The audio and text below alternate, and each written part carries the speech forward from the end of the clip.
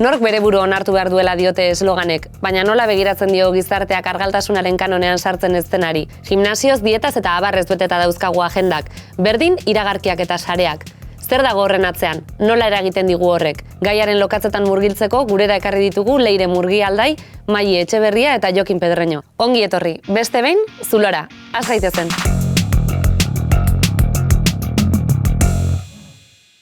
Kaixo Iroi eta eskerrik asko betortzegatik, pentsatzen dut etxean ere denei egingo zaiela ezaguna lodifobia hitza, baina egin dezagun pausu bat atzera eta ez dakitea asmatzen dugun erantzuten. Zer da loditasuna eta zein konotazio ditu gaur egun? Nik uste batetik oso zaila dela definitzen, zerbait oso lausoa dalako edo muga bera oso lausoa dalako, ez? Baina definituko nuke loditasuna normatik irteten dan gorputz ororen definizio gisa.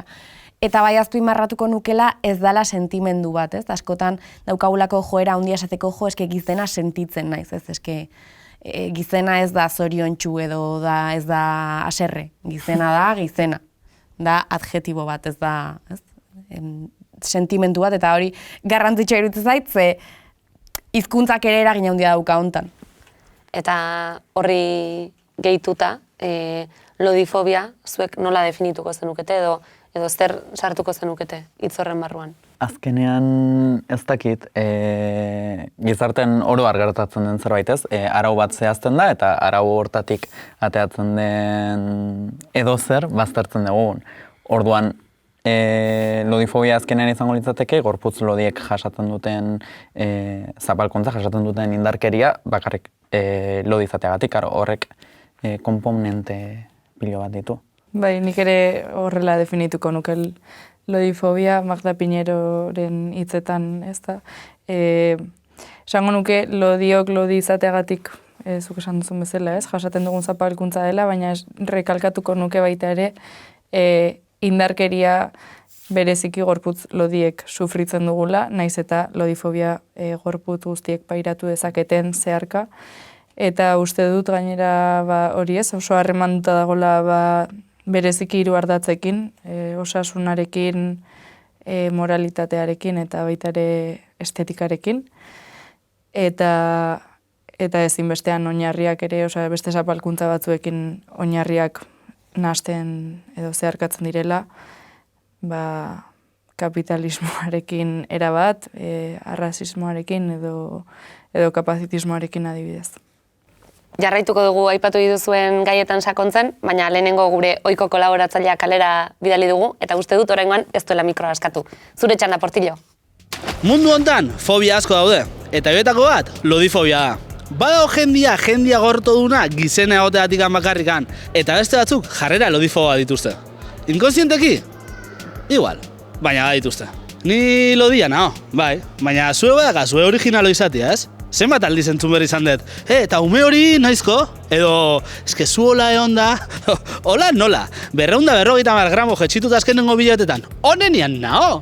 Geho hori bai esati, Ez igual kirol pizka gehiago enberdezu, ez? Kirol pizka gehiago? Zu baino kirol gehiago iteteta. Gai honen inguruan asko itzein da azken bola hontan. Emateu ja dana konpondu dela eta ez da hola lodifobiaik, baina zenbat lagun lodi ikusitu zuen lasai hondartzan udara hontan? Edo zenbat lagun dazkazue hondartza jutia pereza ematen dionan? Gizarte hipokrita baten bizidea. Beti esatea maitatu zaite zean bezala, baina gero ligatzeko garaian nahiago ditugu igual gorputz normatiboak, ezta? Esan dakoa, pertsona lodi batek ez da zertan osasun arazo bat eduki ber, edo ez da egun guztia jaten ibili ber. Orduan, berrikusi ditzagun gure jarrerak. Honekin listo, ez? Osea, kebab bat, Portillok eman dizkigu epai lodifobiko horren adibide batzuk, saiatuko gara gero abstraktuago hitz egiten, baina hasteko ea ekarri ditzakegun adibide batzuk. Zertan zehazten da lodifobia? Ze espresio zehatzetan ikus dezakegu? Nik nire arlotik edo osasunaren arlotik uste esan daitekela oro har zapalkuntza oso handia bizitzen dutela pertsona lodiek, osasuneko edozein profesionalengana jotzen dutenean, ez? Zuzenki beraien osasuna dela epaitzen dana, beraien gorputzaren bidez, aurre iritziekin ikasi dugun horren arabera. Orduan, osasunaren arlotik hori, bai. Ni medikuan askotan epaitua sentitu izan naiz, edo zuzenean interpelatu jate, aizu igual, argaldu beharko zenuke, inongo arrazoirik gabe, bestelako osasuna ondo egonda, baina bitxia iruditzen zaitez, inoiz argaldu izan dudanean, zoriondu idatela, kezkatu gabe zergatik argaldu dudanez. Ni igual argaldu naiz, justo depresioan egon naizelako, baina oso ondo, zein dezu argaltzeko, oso ondo, 10 kilo argaldu dituzu, ze ondo, hoi medikuak esan dit. Bai, azkenean morala osartzen da bete-betean, ez? Nik gehituko nuke badaudela irain, ez? Osea, como irainak igual direla modu zuzenena eta bizitzako etapa guztietan jasan alditugun indarkeriaren eredu zehatzena, baina badaudela moduak eta moduak, ez? Osea, igual askotan, ez? Balea, behia eta olako, ez? Osea, lodia bera erabili gabe, badaudela olako irainak, baina badaudela iraine zuzenak ere gerora, ez? Como hori, jakin gabe zergatik argaldu duzun, ze ondo argaldu duzula, ze ondo zauden. Igual oso gaizki zaude. Edo eta, bai, zaren, ez, aurpegiz polita dan ez dakit nor, edo, ez, horrelako zeharkako mezu asko jasaten ditugula ere bai. Eta nik uste dut gainera, osasunarekin lotuta ere, batez ere jasaten duguna dela, como badaukagula epaituak izateko, baimentzen dela, gizarte osoa baimentzen da, bere buruari baimentzen dio, nola baiteko gomendioak ematea, ez? Osea, zuk galdetu bat gabe, badago zure gorputzarekiko iritzi bat, beti, eta gero gomendio bat, zuk eskatu gabe, eta beti osasunaren izenean, noski. Orokorrean osasunaz aritu zarete, leire estetikoa eta morala ere aipatu dituzu, bururatzen zaizkizu horri lotutako adibide zehatzak? Nik uste orokorrean bizitzan, ez, gorputz argal bat eta gorputz gizten bat ez diala berdin epaitzen, eta askotan, eta nik uste hau denok pentsatu egula, bikote bat ikusten degunean, bi pertsonetako bat giztena danean, eta bestea argala edo oso normatiboa, asko epaitzen dela hori.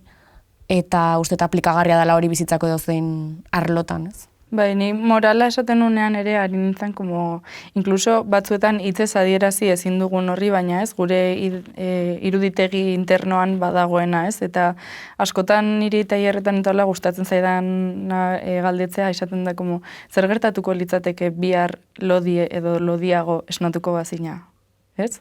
Osea, eta hor badaukagula zera hausnartu, ez? Edo lagun lodiak ditugu, gorputz lodiak desiratzen ditugu, ez? Azkenean badagoela sekulako influentzia gure edozein harreman egiteko garaian, ez? Inkluso lan batera hautatua izateko garaian, edo ez dakit, oso zeharkakoa dela. Justo zuk aipatu duzuna, ez? Desiratzen ditugun gorputz lodiak edo zuk aipatu duzu, ez? Bikoteak. Bikote batean gorputz lodi bat ikusten dugunean, ni oso digarria iruditzen zait, beti pentsatzen dugula beste arrazoi bat dagoela, ez? Gorputz hori edo pertsona hori desiratzeko badirudi, gorputz lodiak ezin ditugula desiratu, ez? Hone gorputza ez dela desiragarria. Leire, zu psikologoa zara, sumatzen duzu presio hau, lodifobia hau egon litekela gazten edo gazteon hainbat gaitzen atzean? Bai, guztiz. Jakina da, nahaste, ez, diagnostikoa izan dezaketen nahasteetaz gain, niri gustatzen zait igual fokoa gehiago jartzea orokortasun batean edo zeharkadoa zen, ez? Osea, lodifobia zeharka nola dagoen bestelako gaitzetan, eta uste dut nik bizitzen edo entzuten dudanagatik asko dago gorputzarekin, ez? Esango nuke gorputzarekin harremandutako gaitz pila bat dauzkagula gazteok, izan norbere burua izpiluan ikustetik, norbere gorputzarekin harremana ere bai oso kaltetua daukagula uste dut orokorrean, besteekin ere gorputzetik nola harremantzen garen, sexualitatea oroar oso kaltetua dago ere bai honen eraginez, eta esango nuke gainera zabaltzen dela gorputz lodietatik haratago, ze presio estetikoa oro har dago, ez denbora guztian. Zentzu horretan askotan fokoa jartzen da besteen begiradan, edo guk bestei nola begiratzen diegun, baina hau non hasten da, ez? Gurpilzoro hori non hasten da, gure buruei ere, edo gure gorputzei ere nola begiratzen diegu. Nik uste hor nahazten diala, gizarteak emateizkigun mezu konstante horiek, gure referente guztietan ikusgai daudenak, bai txikitan ikuste ditugun marrazki bizidunetatik hasi eta nerabezarotik pasa eta helduaroan ere ikusten dian serie, pelikula eta gainontzeko erreferentetara, gaur egun sare sozialek duten pisua kontun hartuta, baina inkluso familiarekin ez, posible da, adibidez, familia batean, neska gizen batek, ez jasotzea bere gorputzaren inguruko mezurik zuzenki, baina ama izatea bizitza oso handietan. Orduan, zeharka hor mezu bat jasotzen nahi da, eta jasotzen nahi dana da bere gorputza ez dagoela ondo. Orduan, orokorrean ikuste ditugun erreferenteak eta mezuak denak diala gure gorputzaren kontra. Txikitatik, ez? Esaten digute, eta nik askotan igual ez dakit loifobia ere pairatu kanpotik, ez? Baina askotan nire burua zan erruduna nola baitez, nire barrutik ateatzen ziren gorroto mezu horiek. Eta azkenean, mainik azaldu duenagatik, ez? Inguruak baldintzatzen digu eta guk sinisten dugu hori txiki-txikitatik erakutsi digute gorputz molde bakarra edo molde bakar batzuk direla aproposak, eta ez dakit, zenbatetan aurkitu egun gure burua pentsatzen argaldu behar dut, naiz eta igual ez nahi, eta zenbaitetan hausnartueten zergatik argaldu nahi deten, ez? Nik uste dut garrantzitsua dela buruan eukitzea begirada inoiz ez dela neutroa. Ez? Osea, norberari begiratzen diogun modua ez dela neutroa, erabat eraginda gaudela normatibitate horrengatik eta horrek eragiten dula ere geroko guztia, ezta? Eta noski askotan norberak botatzen dizkio mezu horiek bere buruari, baina ez dut uste bi urterekin hori egiteko egiten dugunik, ezta? Eta orokorrean kanpotik jasotako guztiaren ondorio direla esango nuke. Atera ditugu argitara lodifobiaren adierazpenak eta mekanismoak, eta guk badaukagu WhatsApp taldean, beti adierazpenak oso ozen egiteko prest dagoen lagun bat, nahi baduzu entzungo dugu, zer daukan esateko. Gauza esango izuet, pixkat harrituta nago, gai honekin, ados nago, nahi normalean goza ezait, gaztekin konektatzea dago, baina zentzu honetan, gusta ezait, nola esate duten, ez, eta bain daun joera hori jendea ez epaitu bere irudiagatik, eta ondo irutu zait, ez epaitu jendea bere irudiagatik, bagoitza duga bere itxura eta listo, eta bagoitza egin dezala nahi duna. Oain, beste gauza osasuna. Haizu, eta osasuna gaizki bali magazu, lodia bali mazaude, daugazu arazo bat, osasuna arazo bat. Eta hori ez da movida, ze itxura daugazun edo ze ez daugazun. Hori ez da hilea modu bate daugazula, o piercing bat daugazu ez daugazu. Lodia bali mazaude, hori da txarra, osasunantzat, orduan imarezuna kirola. Eta ondo jan, eta ez dakit, nahi gerta ez, ni 5 kilo gutxia horrekin hobeto emonitzake, baina, bueno, irudia hori nahizuna, baina osasuna zain du, nire iritzia, ez dakit. Nien esertuko, baina sartua. Ez dakit, hemen gauza asko juntatzen dira. Alde batetik, jendeak sentitzen du zilegitasuna besteon osasuna epaitzeko, hau, ez dakit, berdina gertatzen da, adibidez ni barazki jalea naiz, eta inintzanetik, eta analisiak nola azkazu, balen bezala, ez dakit, ez? Eta hemen sortzen den nola daiteko imaginarioa da, gorputz argalak sanoak edo osasuntsuak direla, eta gorputz lodiak ez direla. Eta hori askotan sare sozialetan ikusten da, ez? Adibidez, Ibai Llanosek intzuen kanpaina bat, ez dakit ze janari zaborrakin, eta hor, hasi zitzaion epaitzen, ari zelako janari zaborra jaten, baina hoi argal batek induenean, adibidez, aitanak, gaina zeliakoa zela eta ez dakit, hamburguesa bat iragarri zuen, horrez da ezer gertatzen, ez? Beti, lodio, hobe esan da, argalek baimenduta dituzte gauza asko, eta guk ez. Bai, hor sartzen da nik uste, nahi komentatzea asko gustatzen zaiten argaltasun privilegioa, ez? Eta argaltasun privilegioa ez da bakarrik karon estetikoak euneko betatzen dituzten pertsona hoien gorputza edo hoien privilegioa, baizik eta loditasuna ez dan guzti oro, ez? Eta pertsona asko ziurrenik egongo dira denbora askoan pentsatuz gizenak diala, eta konturatzen zeanean zuk ere argaltasun privilegioa daukazula, naiz eta 36 galtza batean ez sartu, txokea izan daiteke, baino aldi berean kontziente izateko oso puntu interesgarria iruditzen zaitez, ze argaltasun privilegioa da, medikuarenera jute zedanean zure osasuna epaitua ez izatea, edo bikotean zaudenean eta zure bikotea normatiboa danean eta zure bikotea ez danean normatiboa eta zu beste izango da epaitua, edo aulki batean sartze hutsa, eta privilegio hortaz askotan ez gira konstiente, presio estetiko azkenan denok sufritzen degulako, baino, Leirek lehen esan bezala, indarkeria hori oso diferentea da gero gorputzetik gorputzera, eta hori kuriosa iruditzen zait. Zu nutrizionista zara, eta okerrez banago, antidieta ere bai. Sumatzen duzu, jende askok jotzen duela zu moduko profesionalengana argaltzeko helburu bakar horrekin? Ez, zen jendeak oso argi dauka zein da nire diskurtsoa, eta eskerrak. Baino oraindik jende asko dago, bere helburu argaltzea dana, eta gehiegi analizatu gabe zergatik, ez? Nondik datorren argaltzeko desira hori, nondik datorren desira hori. Orduan, zorionez nire gana iristen dianak, dira minimoki lanketa bat egindako pertsonak, baino gertatu izan zait, ez? Paziente batekin konkretuki, duela urte bete edo, elikadura aldaketa batzuk eman genitun, lortu genuen tentsioaren pastilla kentzea, lortu genuen, zeintzan bestea, azukraren okerrezpanago, 2 pastilla kentzea, baino etzun argaldu. Eta orduan beretzako hori frakaso bat zan. Eta osasun konstanteak, ez? Ze osasuna, ez da gorputz normatibo bat, osasun konstanteak hor nabarmenki hobetzen dira gorputza aldatu gabe, ez? Ta hori da jendeak ulertze ez duna.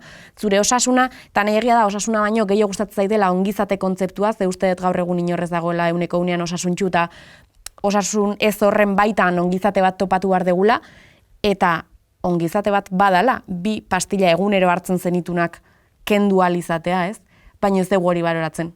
Ze Jokinek esan bezala ez dugu nahi osasuntsuago egon, nahi dugu argalago egon, gutxiago okupatu.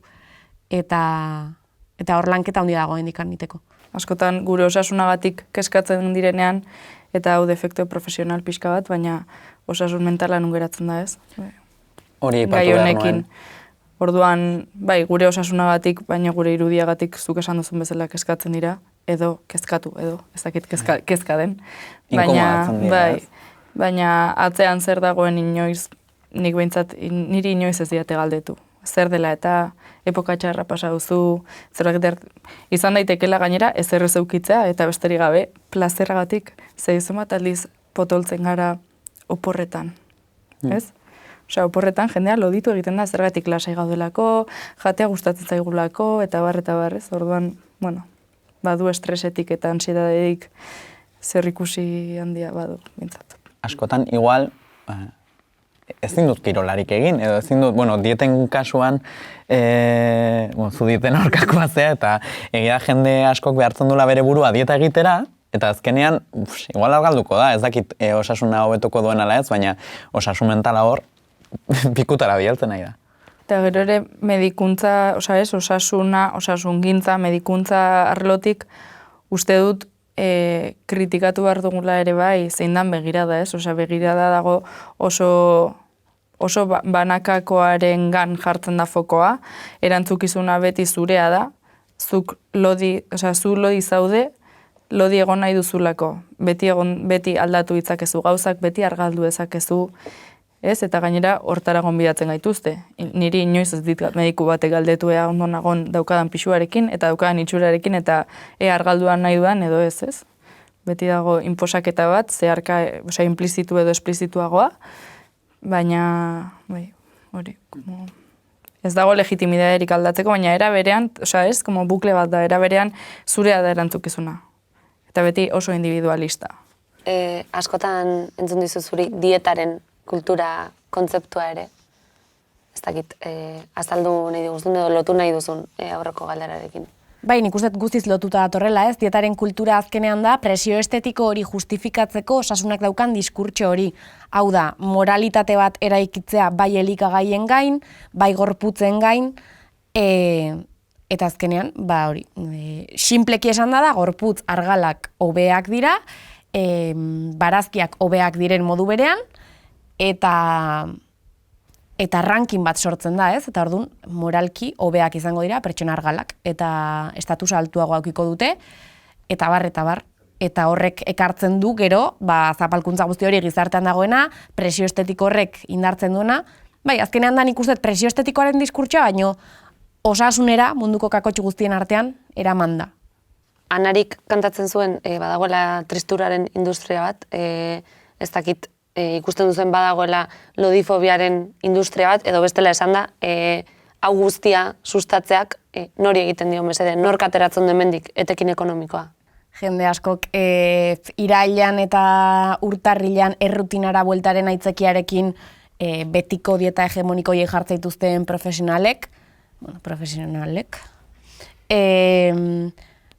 argaltzeko produktuak saltzen dituztenek, arropa saltzen dutenek, fajak saltzen dituztenek, osea hor barbaridade bada, zenbat diru, denbora eta energia dedikatzen diogun gutxiago okupatzeari orokorrean. Eta hor dago atzetik industria oso potente bat, eta diru asko, milioiak eta milioiak mugitzen dira urtero, orduan interesatzen da.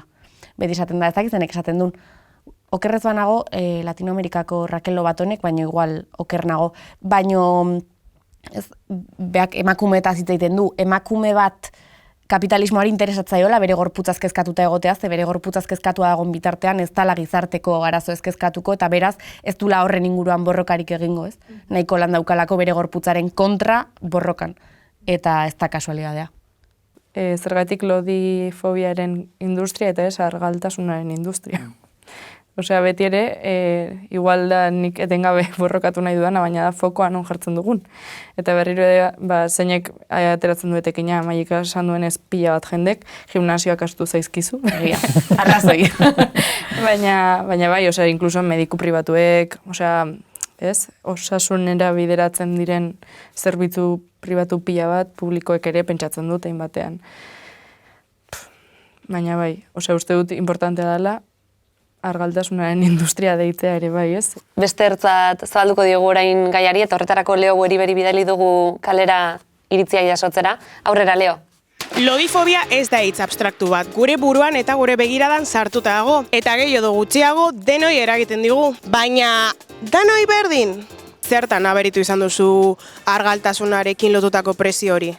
Nik adibidez nire pertsonengan nabaritu dut. Jendeak esaten dizu argaldu behar zarela eta guapoagoa egongo zarela argaltzen bazara. Telebista piztu bakarrik edo hondartzan begira, kuadrillako txisteak. Gaur egun osasunaren aitzakiarekin edo, zentzu horretan bultzatzen gaituzte. Baina batez ere eskoletan, 12, 13, 14 urtetan hor badago eta nabaria da. Uste duzu generoaren arabera aldatu daitekeela argaltasun horrekin lotutako presioa? Bai, nik uste dut emakumeek nabaritzen dutela gehiago, bai, guk baino gehiago, bai.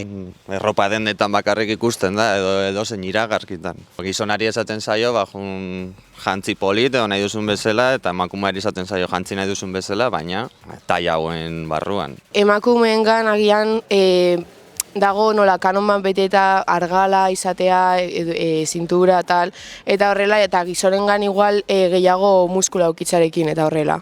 Nik uste dut berdina ez dela, baina bakoitzak badituela bere arazoak, ez agian nesketan bau presio hau gorputze normatiboak izateko dolako zer, eta gizonek uste dut badaukatela bere arazoak berai esaten zaiarik eta eiteko eta dolako zer. Bai, esango nuke, irudiari dagokionez beti dagoela askoz presio handiagoa emakumearen gain, eta lodifobiarekin berdina gertatzen dela. Horrek ez du esan nahi gizonek ez dutela presio horik, ez? Uste dut denok daukagula, sentitzen dugula presio hori gaur egun, baina bai, esango nuke guk gehiago emakume daukagu.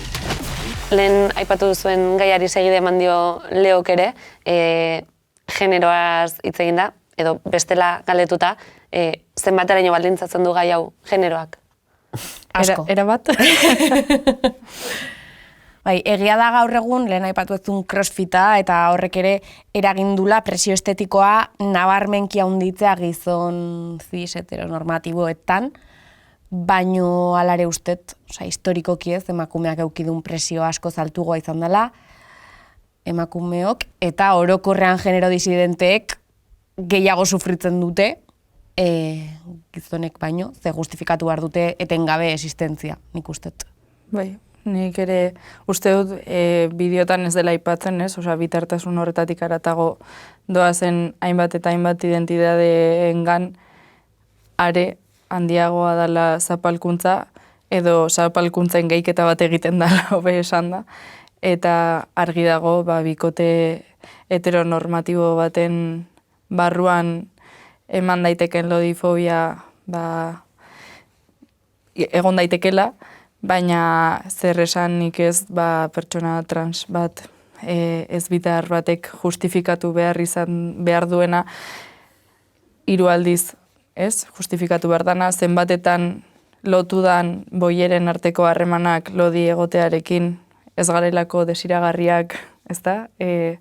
Gizonen edo heteronorma horren begiradarentzat, beraz gure artean elkartzen gara eta horrela pozik eta lodi eta utzikeriarekin, ez? Lotutako harremanak eduki ditzakegu esaterako edo zer esanik ez badago orain liburu bat Amor Gordo kolekzio batekoak, hor badago idazle bat, marika eta lodia izatearen arteko lotura hitz egiten duena, oso interesantea, oso uste dut bitartasunean baldin bagaude, argi dago emakume bezala gizarteratutako gorputzak askoz lodifobia gehiago sufritu dugula, baina uste dut gauden garaietan haratago joan behar dugula eta badaudela hor gurutzatzen diren zapalkuntzak.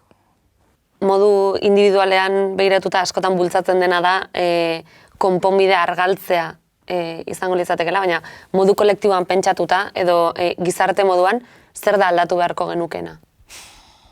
Nik igual osasunaren arlotik hitz egitearren edo, ustet aldatu beharko genukela fokua osasunetik ongizatera, eta saiatzea gorputz guztien osasun edo ongizate hori hobetzen aldaketa bat lortu nahi izan gabe. Ze posible da aldaketa bat ematea, ohitura aldaketa batzun ondorioz, baina posible da ez ematea. Eta askotan, emaitza hoien arabera baloratzen dugu bidea, eta ez bidea da baloratu beharrekoa, eta ez emaitza. Bueno, niri behintzat salbatu dit hein handi batean feminismoak, esan beharra dago, eta batez ere jende lodiarekin elkartzeak. Ez?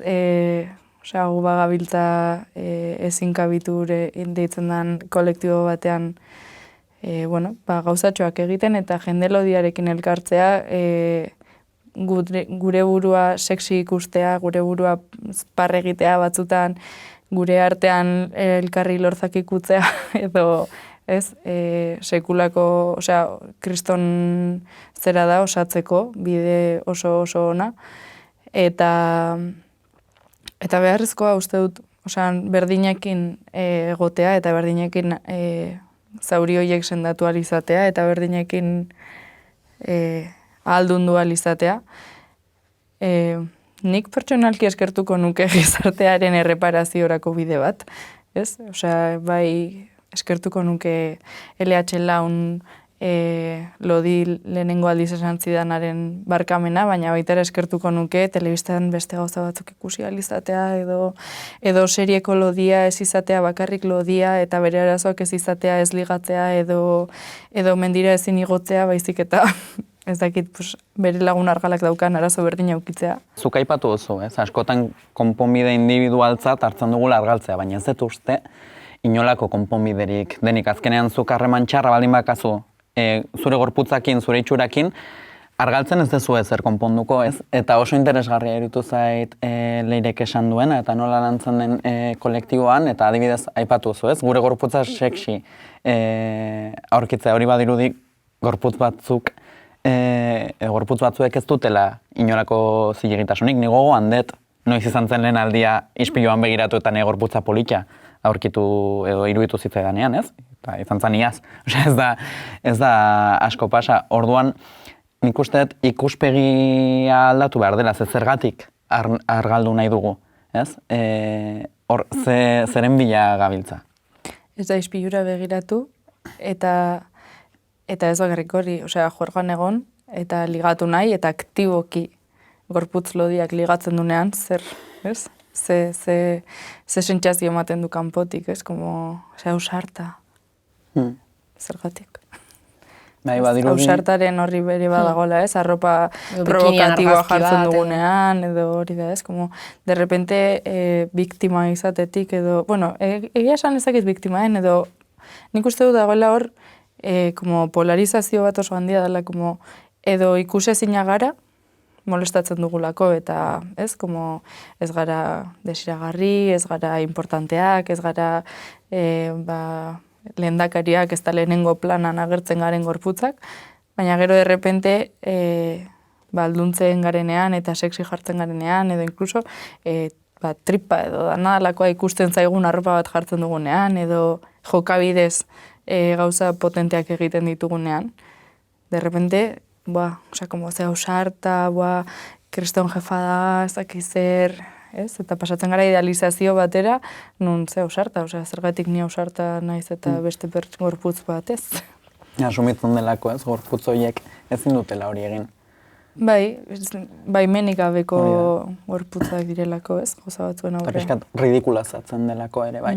Ez? Gorputz lodi bat sexy agertzen denean, askotan erridikulizatzen dira, horregatik ausartak, Zeharka aipatu duzuelako eta nahi duzue izteko, non falta zaizkigu erreferenteak eta nolako erreferenteak falta zaizkigu?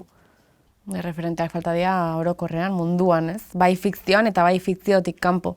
Fikzioa dagokionez, hor Andrea Comptonek dauzka oso bideo interesgarriak, analisi bat egiten du nola serie eta pelikuletan ze presentzia egon gorputz gizenena, eta ez da ezer berria, ez? Ondorioa denok dakigu.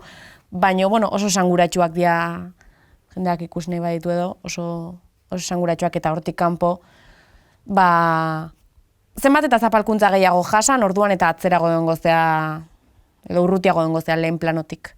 Orduan, nire kasuan edo uste errexina dela sare sozialetan erreferenteak topatzea ze gerozta gehiago daude, topatu inberdia, ez? Agertuko zaizkizun a priori lehendabizikoak izango dira gorputz ultranormatiboak, klase sozial oso altua, eta bar, eta bizigea erreferentzia hoiekin, eta usteet benetan lanketa bat egiten dezunean eta jarraitzen dituzunean perfil anitzagoak bai gorputz tamainari dagokionez, baino bai beste faktore askori dagokionez, usteet autopertzepzioa inkluso aldatzen dela edo niri behintzat gertatu zait.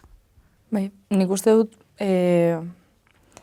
buelta bat eman behar diogula ere bai, zer kontsumitzen dugun sare sozialetako referentez aratago, baita ere, nik uste dut, ados nago ez, gaur egun eskuragarrien daukaguna hori izan daitekela, eta batez ere bati jarraitzen hasi eta hor sortzen dela. Baina esango nuke oroar, zinemaren industrian bera, ez dakit, igual pixka bat aratago begiratuta edo investigazio pixka bat eginda, zerlako baloreak dituen jende bati jarraituta, irakurtzen dugunean ere zein irakurtzen dugun, baina, eske, iruditegia ez dago bakarrik modan edo iragarkietan, nik uste dut, ez dakit begiratu parlamentua bera, ez dakit ez joan, edo zein lekutara begiratuta ere, eske, inkluso etxean, begiratu etxe barrura. Eta hor ere, zein jartzen dugun lehen lerroan prentsaurreko batean, zeinek jartzen dituen lehenengo iarak herri mugimenduetan, esango nuke denean, bai. Hau ez dugu egiten, baina gaur egingo dugu, elitu zaizue zerbait aipatu nahi duzuena, edo gehitu nahi duzue zerbait aipatu ez duguna?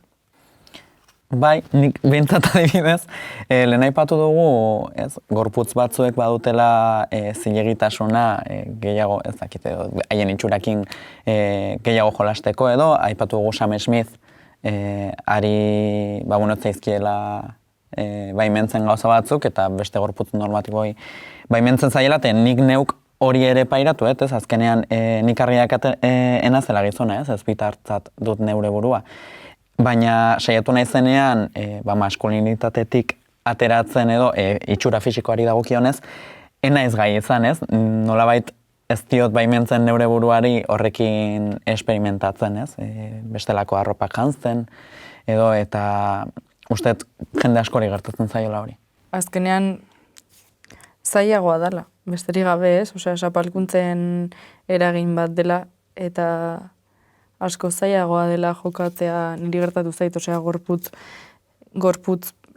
femeninoaren itxurarekin, hau da, bularrekin, aldakazabalekin, ezakizer nola hartu batzuetan nahiko nuken, edo jolastu nahiko nuken, agian itxura androginoagoa, edo, bueno, ezain femeninoa, eta hala ere ikusi oso markatua, gorputz lodia eukiteagatik eta eukiteagatik forma batzuk, ezta?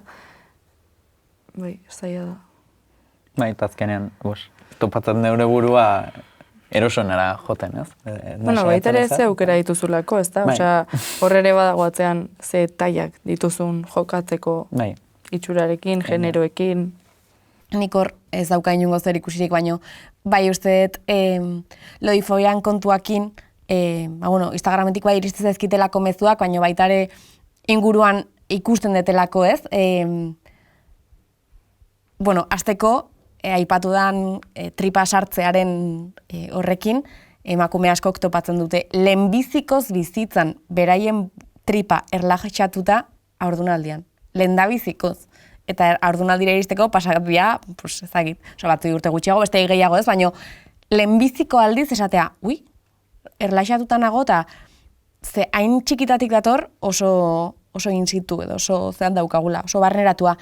Eta gero dator erditze ostea, eta erditze ostean badirudi, umea jaioa da, zure gorputzak ezin dula inungo zantzurik euki haurdunaldi batena, edo aldaketa horiek ere ez diala zilegi, ez?